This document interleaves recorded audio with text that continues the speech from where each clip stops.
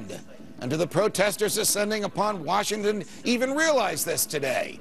Joining me now is Republican Kentucky Senator Rand Paul. Senator Paul, it's a pleasure.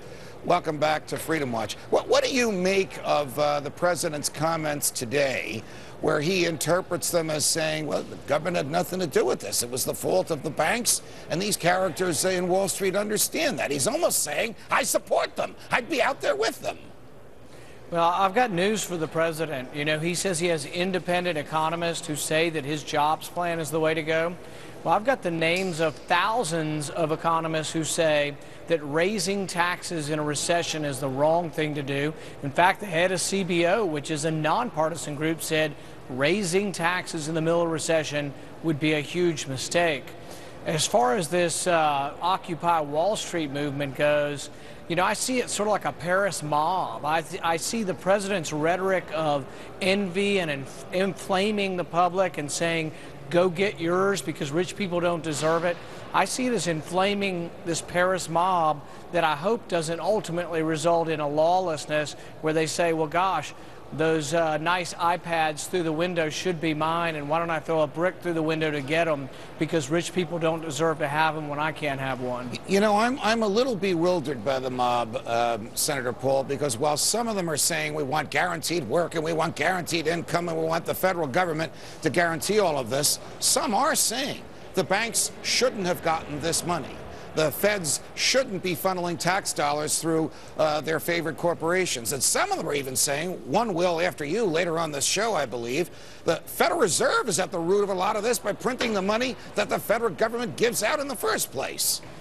I think, you know, when you have bad economic times, people complain for a lot of different reasons.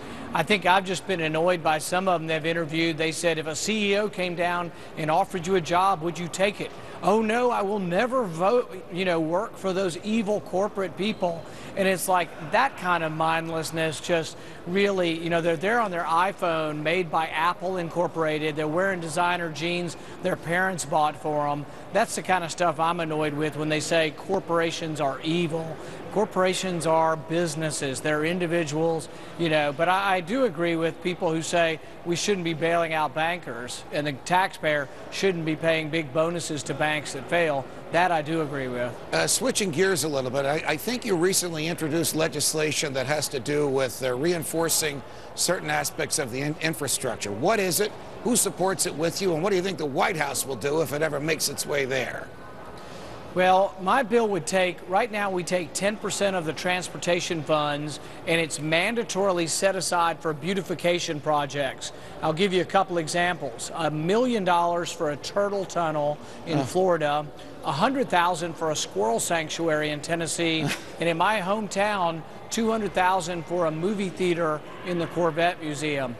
This is the kind of stuff when our bridges are falling down. What I've said is take the beautification money and set it aside and put it in a bridges fund. I rode with the president on Air Force One and I asked him directly about this and he said he would think about it. I haven't heard back from him.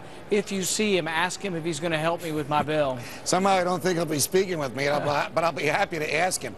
I think he's just an inveterate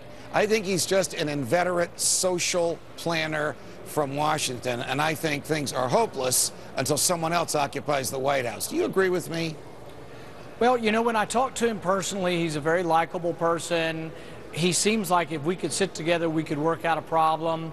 But then as soon as we got off the plane, it was millionaires are paying less in taxes than secretaries and carpenters. And it's just untrue. The average millionaire in our country pays 29% of their income in taxes.